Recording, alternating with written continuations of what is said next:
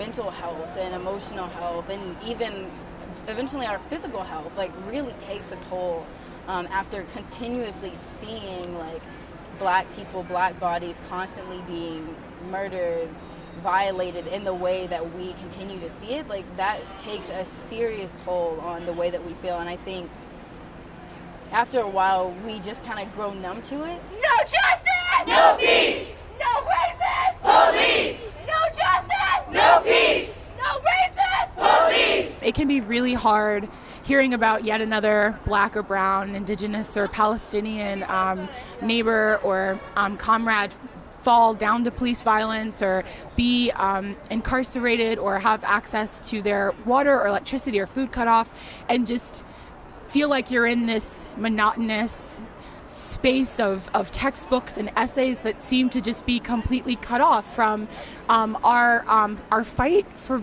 liberation of all people. Hey, hey, hey, ho, ho, ho, ho. These racist cops have got to go. Hey, hey, hey, ho, ho, ho, ho. These racist cops have got to go. Do not give up. Hang in there, even when it gets hard. Those of us that are standing in solidarity with others, do not give up, even when they push you aside, even when they disown you. Do not give up. Do not throw in the towel. End the war on Black people. We demand an end to the criminalization, incarceration, and killing of our people. Reparations. We demand reparations for past and continuing harms, from colonialism to slavery, through food and housing redlining, mass incarceration, and surveillance. I don't want to be in a war with other people in this country. That is not going to get us to a better future. And so what we need to begin to do is engage folks who we consider to be, quote unquote, on the other side, to build real relationships and have deep conversations, because I believe that many of those people are just afraid. And if we could break through the fear and have some real conversations, we could imagine something different.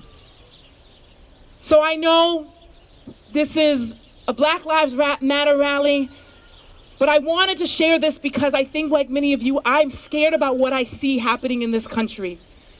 And I believe unless we begin to have these conversations that challenge white supremacy and say, the way for you forward does not have to be white supremacy. We can have a society in which you're taken care of and Black people do not have to die.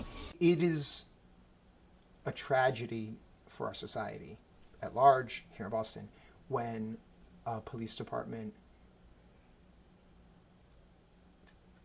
comes to the point where they believe they have to kill someone. There have been a number of people in the last several years that the Boston Police Department, officers from the Boston Police Department, have killed. Usama Rahim, who the Boston Police alleged was a terrorist, who, according to the Boston Police Department, he had a knife.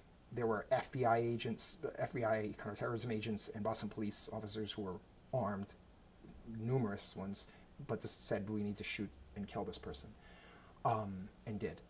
A person with mental illness who, according to his mother, was not armed, according to the Boston Police Department, had a knife, a large knife, or a steak knife, which those are different. I think a steak knife I wouldn't characterize as a large knife.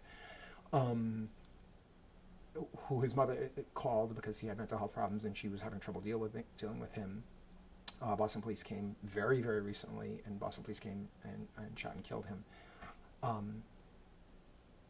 Whatever you think about the legality of those things, whatever people think about what version of the facts we choose to accept, those are things that we as a society, our police departments, we as a democracy should say, can we do better? Can we do better than that? And isn't it a tragedy that a mother said, I tried to help my son and now he is dead. And maybe if I didn't call, he wouldn't be dead. I think anyone, that's me not saying this is these people's fault or those person's fault. We should look at that and say, we can do better than this as a society. a lot of my work says, here's what the Fourth Amendment says. What does this video look like? Were the police supposed to stop that person? Weren't they? Could they have used force in that situation? Shouldn't they have used force? Should that person have been killed, or should not have that person been killed? Do those actions pass constitutional muster? So here in Massachusetts, we get calls sometimes at our front desk. We get calls and someone says, I was mistreated by the police, or I want to know if I have a right to record the police when I see an interaction. So we do trainings for folks to let them know what their rights are. Yes, you can record the police.